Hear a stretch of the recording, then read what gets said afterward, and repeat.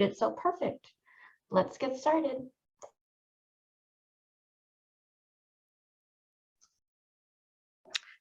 Hello, my name is Lily Mazminian, and I'm an improvement advisor at Comagine Health.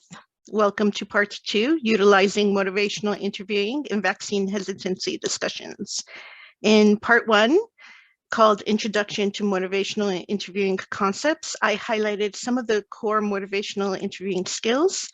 And in this session, we will go through the 4 processes of motivational interviewing and provide example statements or responses you can use with your patients. Next slide, please. So let's begin with what motivational interviewing is.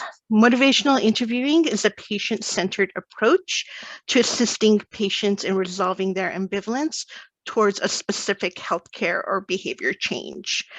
Motivational interviewing elicits a patient's own reasons to change through collaboration and conversation while still respecting a person's autonomy. It also builds trust and improves confidence because ultimately the patient is the expert on their own experience and is the only one who can make appropriate and sustainable decisions about their lives. In motivational interviewing, we want to make certain that the skills are delivered in the spirit of motivational interviewing. And in this session, we will be focusing on using the motivational interviewing skills and practice towards vaccine hesitant patients, particularly because pressure, shaming, and mandates create more resistance. And we want to build trust with our patients to be able to guide them towards more positive change. And when the person feels accepted for who they are and what they do, it allows them the freedom to consider change rather than needing to defend against it. And the good news is that you don't have to be an expert in motivational interviewing to start practicing for vaccine conversations. As a brief intervention model, this counseling method is well suited to the busy healthcare environment and has been widely adopted as an effective strategy for facilitating these discussions. Next slide, please. Using motivational interviewing is similar to improv theater, where you don't have a script, but there is a basic storyline, purpose, and direction that you're trying to follow. It seeks to help people identify and explore change goals using a guiding approach. This guiding approach, used in motivational conversations, generally moves through 4 processes: engaging, focusing, evoking, and planning.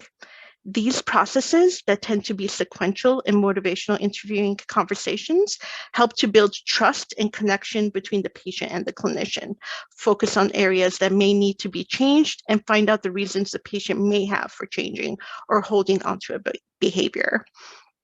This helps the clinician to support and assist the patient in their decision to change the behavior and plan steps to reach this behavior change. Next slide, please. We'll start with engaging. Engaging is the process of building a working relationship with our patients. In this stage, the provider gets to know someone, building trust to develop the relationship. This is the foundation of motivational interviewing. Nothing can move forward until engagement is present. In this step, the clinician tries to understand what is going on in the patient's life. The clinician should listen and show empathy without trying to fix the problem or make a judgment. This allows the patient to be comfortable and open up about the reasons for change, hopes, and expectations, as well as the barriers and fears that are stopping them from changing. Next slide, please. The next phase of the process is focusing. And this is where you and your patient discuss what the main focus of the time you'll be spending together will be. It's important to have a focus because you can spend a lot of time talking about the problem or even a desired change, but never really make progress moving towards any of them unless you eventually come to a shared focus to your discussion. This is where the clinician helps the patient find and focus on an area they're struggling with making a change. The goal is for the clinician to understand what is important to the patient without pushing their own idea onto them. An example of a statement for a shared focus would be something like, I hear you don't want to take the vaccination, and of course that is your call to make, but I would really like to learn a little bit more about it. Next slide, please. The third process is evoking, and this is where you try to bring out the client's own argument for change. When patients hear themselves offer their reasons for change, they're more likely to believe what they hear, particularly if they're ambivalent. In this step, the clinician asks questions to get the patient to open up about the reasons for change. Often when the patient puts their own reasons into words, it reinforces the reasons to change within themselves, and they find out they have more reasons to change rather than to stay as they are. However, if the patient is resisting change, the clinician should roll with their resistance and highlight some reasons the patients brought up before to change. The clinician must resist arguing or using the writing reflex to change the page, to challenge the patient. Otherwise, this negates that they are working together as partners and will cause the patient to resist change even more. The clinician's role is to ask questions that guide the patient to come up with their own solutions to change. The clinician can ask permission to give advice and then give details, but only after the patient has come up with their own ideas first. If the clinician focuses more on their own reasons they believe the patient should change, this won't come across as genuine, and this would reduce the bond they have made in the engaging process.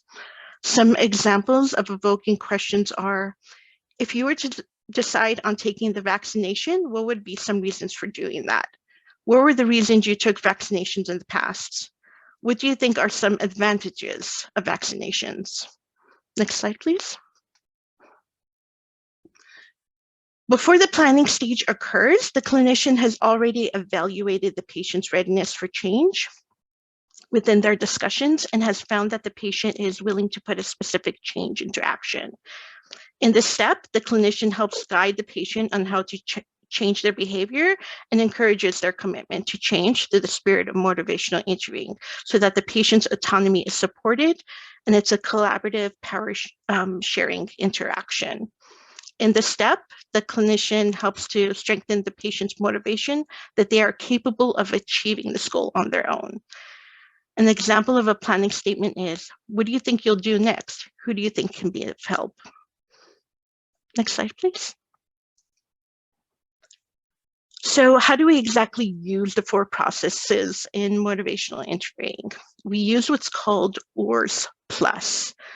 OARS Plus is an acronym which stands for open-ended questions, affirmations, reflections, summaries, and the plus is providing information with permission.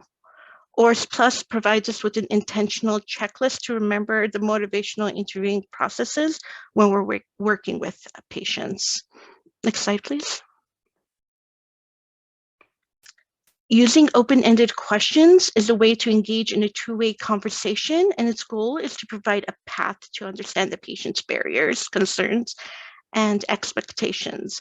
When open-ended questions are used effectively, your patient is the one doing most of the talking, which allows you to gather information, and it helps them understand themselves better and think in new ways about their situation. Some examples of open-ended questions are, what specific changes are you thinking about making? What concerns do you have? What could you do to get more information? Next slide, please. Open-ended questions are used throughout the 4 processes of motivational interviewing and help to engage with the person, increase understanding, strengthen collaboration, find a focus, draw out motivation, and develop a plan for change. We want to ask open-ended questions versus the closed-ended questions because closed-ended questions are limiting and only provide specific information like yes or no answers. With open-ended questions, we also show that we're genuinely interested and curious about understanding the patient better. It's a useful and helpful way of engaging and gathering broad descriptive information. Open-ended questions usually start with words such as how, what's, or statements beginning with tell me about. And we generally want to avoid the why questions because it can put the person on the defensive. And we want to avoid that at all costs. An example would be, why didn't you get the vaccine? Versus, what do you think would help you make a decision to get the vaccine? Using what or how in your questions can often bring you the information you need without asking the patient to justify a decision or behavior. Open-ended questions takes the patient out of a passive role and gives them an opportunity to explore their ambivalence and shows them that you are focused on them. Next slide, please.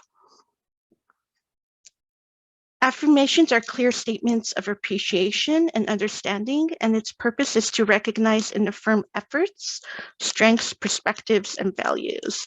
It helps build rapport, demonstrates empathy, and helps reinforce open exploration and prevent discouragement. But the caveat is that this must be done with sincerity. An affirmation can be something like, "You've really thought about this, put a lot of work into it. This matters a lot to you. I can see you really care about this. I can see that you've done a lot of research. Thank you for being honest with me. It isn't always easy to do." Next slide, please. Reflective listening is a core skill in motivational interviewing and is one of the most difficult skills to learn. The reason for reflection is that very often the meaning of communication gets lost in translation. For example, we often know what we want to say, what's in our head, but the words don't come out right when we actually say them. It can also be that the listener doesn't hear the words the way that it was meant as well, so the interpretation can be even more skewed. This is where reflective listening helps to close the communication gap by reflecting back your hypothesis of the meaning and allowing the speaker to clarify if needed. It shows that you're listening and care. So even if you make an incorrect reflection, the patient will correct you and put you on the right path. So there's no downside to doing reflections. This skill requires that you listen very carefully, observe your client's body language and behavior, and reflect back to them using your own words and perceptions about those observations. Next slide, please. There are several variations of reflective listening, but we will be focusing on simple and complex reflections for the purpose of this webinar. We'll start with simple reflection, which is repeating or rephrasing what was heard. An example of a simple reflection would be if the patient said, "I'm scared to get the vaccine. I don't want to get sick." You can say, "You're concerned about your health." If the patient says something like, "I don't trust anything from the government right now," you can say, "You want to make sure this vaccine is safe." The patient says, "I don't really go out. I'm a homebody, so I'm not at risk." You can say, "You feel others should get the vaccine before you do." Next slide, please. If you want more clarification and information and don't want to just echo what the patient is saying, even though that has value in and of itself, and you want to get to the core of the patient, the iceberg below the waterline, then using complex reflections would be more useful because it adds an unspoken emphasis to what someone has said and helps people think more about their situation. When first learning to use complex reflections, it can feel a bit strange. However, when you get used to it, such reflections communicate real understanding. So, for instance, if a patient says the COVID vaccine was rushed, you can say, "You're concerned that we don't know that much about it yet." If they say, "I don't want to be a guinea pig with this vaccine," you can say, "You're worried that it's still in the experimental stage and we don't know the long-term effects of it yet." Usually our reflective response will act as a nudge for the patient to give us more information when we can continue to, where we can continue to explore the conversation with them. Next slide, please. Some ways you can start reflective listening is through the following statements. You may find others work better for you and your patients, but this gives you a good idea of how you can start. What I hear you saying is, it sounds like, it seems as if, so, or on the one hand you, and on the other hand. Next slide, please. Using summaries in the conversation helps the provider and the patient move through a session to transition and closure. Summaries can be offered at various times in the conversation to draw ideas together and guide the conversation. Summaries, like the other OR skills, are used throughout the 4 processes of motivational interviewing. particularly in the engaging and focusing processes. Summaries show that you have been listening carefully and that you value what the person has said. They also provide an opportunity for asking the person to fill in what you have missed. In the evoking process, summaries are often used to emphasize things that support a person's change goal. In all three cases, emphasis is placed on shining a light on the person's change talk. During the planning process of motivational interviews, summaries are generally used to recap the person's reasons for wanting to change and what they intend to do. This can help strengthen commitment to make the change. In summaries, we try to pull together what we heard in the beginning, middle, and end. This really gives us an opportunity to be a good guide because it forces us to really be thoughtful about what it is we include in the summary and present a nice synopsis back to the patient that will move them in the direction of change. Summarizing skills keeps you and your patient on the same page throughout your session. In addition, summarizing the session will help you close your session with the patient's plan of action when the patient has expressed their reasons for change, what they intend to do, which can help strengthen their commitment to make the change. Please note that summaries should be brief, to the point, and end with an invitation. An example of how a summary should be is, so you mentioned several things. You said, and I also heard you say, you mentioned several reasons for making a change, including, have I missed anything? Next slide.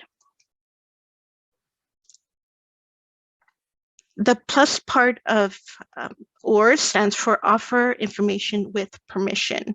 While motivational interviewing is inherently a person-centered approach, it doesn't mean that the practitioner never offers information, suggestions, or even advice. In motivational interviewing, both parties are viewed as having expertise, and its focus is on helping the person evaluate their options and to help the individual move further along in the process of change. There are two main differences in how input is offered in motivational interviewing as compared to being dispensed in an unsolicited, authoritative manner that is imposed on someone. The first is that it's offered only with permission from the person. Second, it is provided not as the final word, but rather in the context of having people come to their own conclusions about its relevance and value. The goal is to foster openness and connect based on respect, not to persuade or convince. Some examples of offering information with permission are, would it help if I share my reasons for getting the vaccination? I would like to share a concern with you if you're open to that. If you're okay with it, I would like to share some of the resources that have helped other patients I've worked with who have had similar dilemmas. Next slide, please. Sometimes the person will say no to hearing additional information or advice, and that's okay. Listening without judgment and supporting autonomy is critical here, along with resisting the writing reflex. An example of a closing statement you can make in these moments are, that's totally fine. That's absolutely your choice to make. I appreciate you being honest with me. I'm here if you have any questions about the vaccine. Is it okay if I reach out to you in a couple of weeks and see how things are going and to see if you have any questions that I can answer? Usually when we aren't pushy, more often than not, a patient will agree to us checking in again, even though they haven't made up their mind about it yet. Next slide, please. And finally, we need to remember that any change is a process and takes time. We're not going to gain trust or get the response we want from our patients overnight. These are not easy conversations to have. And if you're having these conversations, you're going to get some hard no's right out of the gate. In a genuine way, respect what they have to say and let them know you're there as a resource. This isn't the only role that we have in patients' lives, so we want to keep the door open to re-engage and have other conversations with them. It doesn't end with just one meeting. Sometimes they'll be hesitant, but will be willing to hear a little bit more information. And some may change their mind and want to get it. If done correctly and genuinely, Motivational interviewing can make a huge impact, particularly if you let them know it's their choice. Autonomy can go a long way when people don't feel they are being pressured and instead are being listened to and respected. Next slide, please. And finally, we need to acknowledge and validate the harms that have been done to cause distrust without lecturing. Listen to understand the patient's story and experience. And we need to respect the patient's autonomy because ultimately it's the patient's decisions to receive the vaccine. Thank you so much for attending. Are there any questions? Can we move on to the next slide, please? Any questions?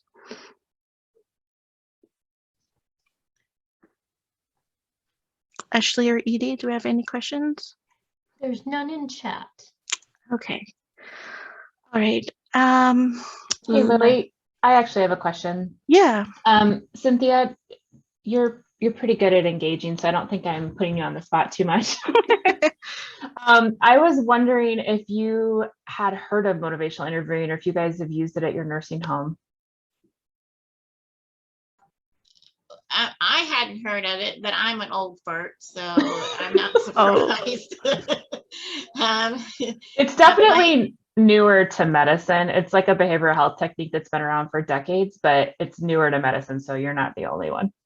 Yeah, but my RCM said it was taught in her nursing school. Oh, awesome. Tender young thing of 31. So I imagine that it's something more in the newer things. However, this is how I get my staff to do whatever I want them to do anyway. So maybe I'm just naturally motivating. There you go. I mean, it is a lot to do with just approaching things with respect, right? Like if we just have the utmost of respect for people's dignity and don't let emotions get involved, a lot of this stuff does come naturally. So I just had a conversation yesterday with one of my impossible patients, and that nothing is ever right and everything is always wrong and it's never his fault, who happens to be a retired physician. So there I am, 30 strikes out, and not just 30. He always amps it up a little bit. But using a lot of these same questioning abilities, we had a very nice, long, productive conversation in order to get him to change some of his behaviors and some of the ways that he's thinking about things, and acknowledging the fear and trepidation that he had that nobody had been able to get to through him through multiple admissions. So I think it just is depending upon the way you approach someone. Yeah. Let them have their respect and give them a chance to save face at all times. Yeah. And also patience, I think too. I think being patient with people and their process, because it takes some people years to get to where, you know, we may want them to be or where they ultimately think they need to be, you know, and sometimes it just takes a couple weeks. So it's just a matter of waiting in that space, I think, too. And you got to pick your timing and get down on his level. He had had a stroke, but he's cognitively intact, and you need to honor that. And that's what I did, and that's why we got such positive results out of him today. He is now participating in therapy. He isn't barbecuing my staff. Awesome. He's getting up without too much grumbling, and we got the results that we wanted and more. He got the ease that he was looking for. Good. Good. So I'm curious if this is a success that you can build on with your staff to help promote their use of motivational interviewing. I mean, the fact that that nurse had actually received that training, however brief it might have been during her nursing program, that may not be the case for everyone because nursing programs are all different, right? So maybe there's a way that you could help support and strengthen this sort of practice with all of your staff using the success that you'd had with this resident, because you mentioned him before and how difficult he had been. This is a huge turnaround. And how might your staff actually benefit from this practice in general? Amazing that you should mention that. 2 of them were lurking outside the door, unbeknownst to me, because they heard him laughing. Oh, And they were wondering what the heck was going on, because I had him laughing. And so they were listening to me, and they said, she told me this morning, she says, I just love listening to your approach with the patients, because it's totally different than anybody else's. And I use humor a lot. And I'm usually able to find humor where most people may not dare tread, but we just go full force. And and it works, is the only thing that I can say. I think you have to know your own personality, your own strengths. A lot of what I was able to do with him was because we were able to reach a common ground. And I was able to let him know that, you know, I walk with a cane, and I was told that I couldn't do this, and he's been told the same thing. And I said, I know how you feel. I said, I don't like it one bit. And he was able to identify with that and empathize with that, and brought out the human side of him that so far we hadn't seen. That's wonderful. So do you have plans to try and help strengthen these skills for your staff? I hadn't had any direct plans except for my my RCM, who is a totally different personality than I am, totally opposite, which is why I chose her.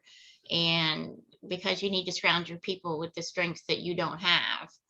And she approaches people on a totally different wavelength and is as equally productive as I am. The rest of the staff, they've been on the receiving end of Cindy a lot of times, and it has borne fruit in some cases, and other people have chose to seek working situations elsewhere, shall we say. Which was my aim to begin with, so it worked for me. We had reached an impasse where they weren't willing to grow or listen. And, you know, basically there's 2 reasons why people don't do what you want them to do. The first thing is that they don't know how. So you approach it from a learning aspect. The second reason is they don't want to. And you approach that from a learning aspect too. It's not as nice, it's not as easy, but it's very, very predictable. Well, thank you for sharing that.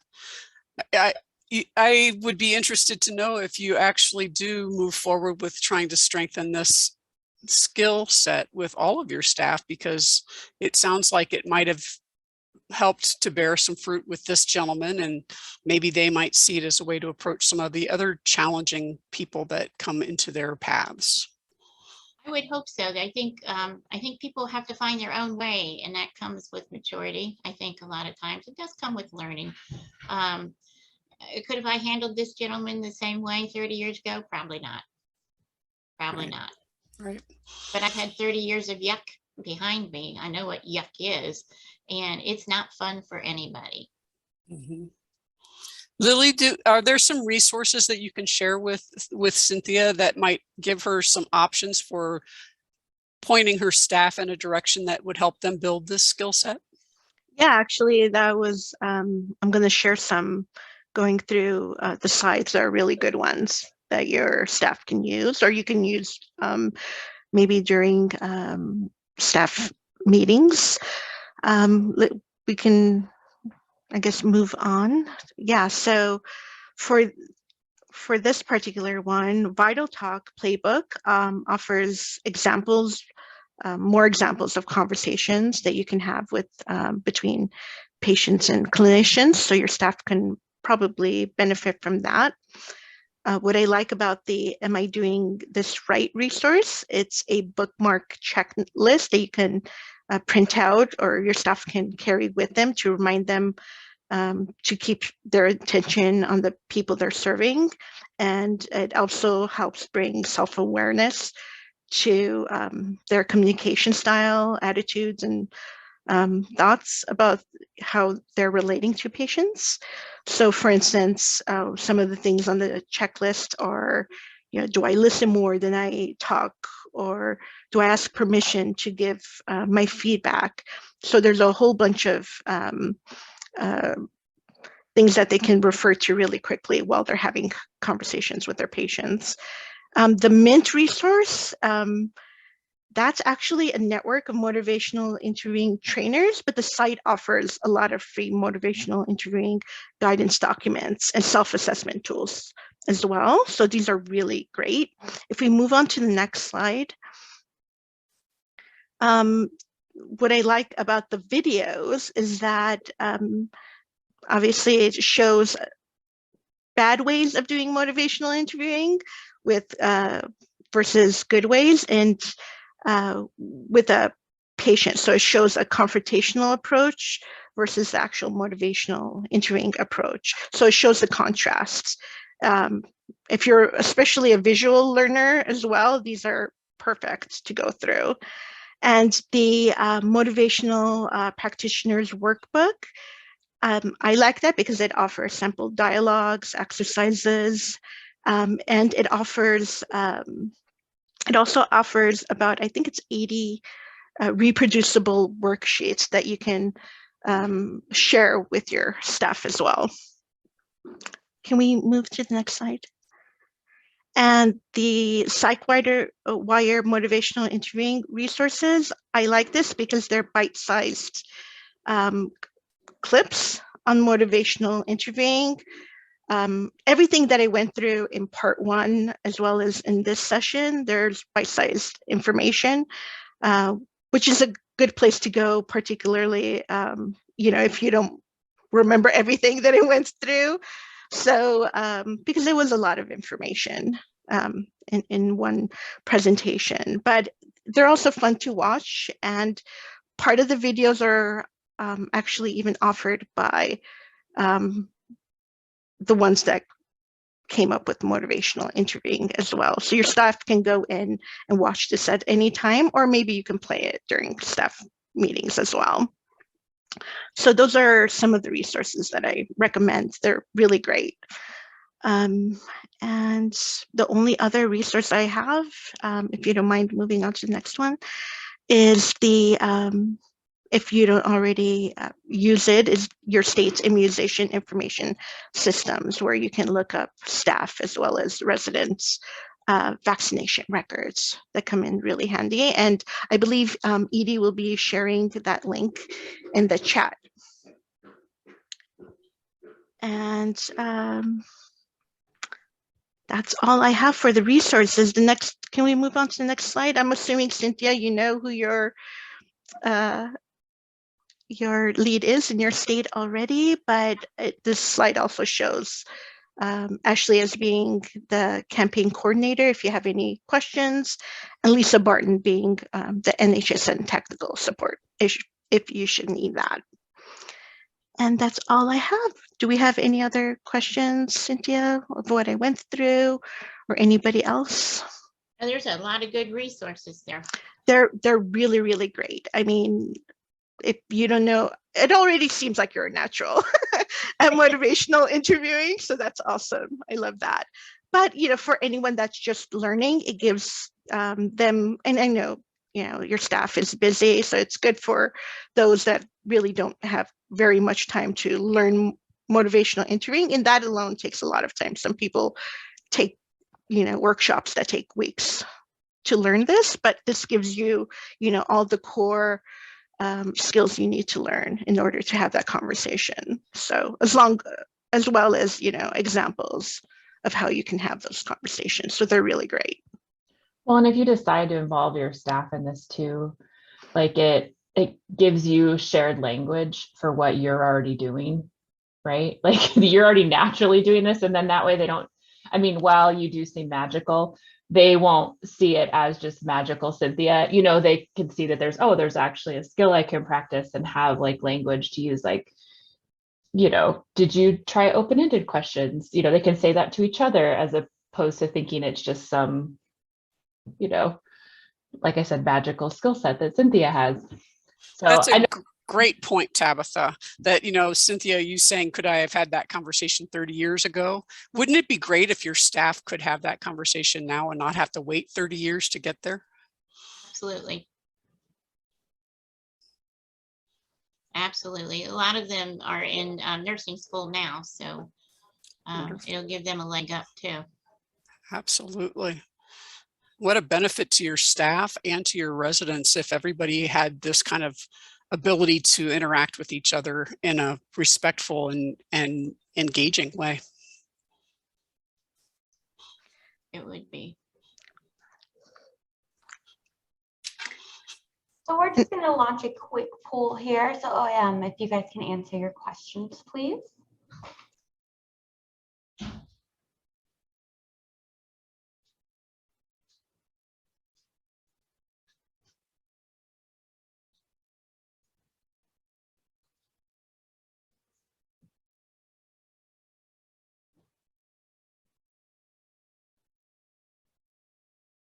I will share that we've got a booster clinic scheduled at the end of this month. yay. We always love to hear that. On the 24th of February. I think it's the 24th. Yeah. And hopefully I've opened it up to everybody and anybody, family members, health Awesome. care team. I think we don't have any residents left. They've all been shot up. So for this round, we're waiting for the next round. Yeah, I think as much as we can engage the rest of the community though, like the Yeah. closer we're going to get to ending this. So I appreciate you doing that. I have a very unique resident population. They about beat me over the head to get the clinics going. So That's great. they're very engaged, and they make sure everybody gets there, Good for them. or we get to them. Yeah, good for them.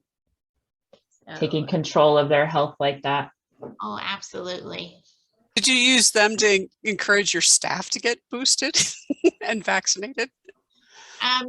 We have not been able to reverse that role at all because I've got 7 non-vaxxers in a population of 120 employees.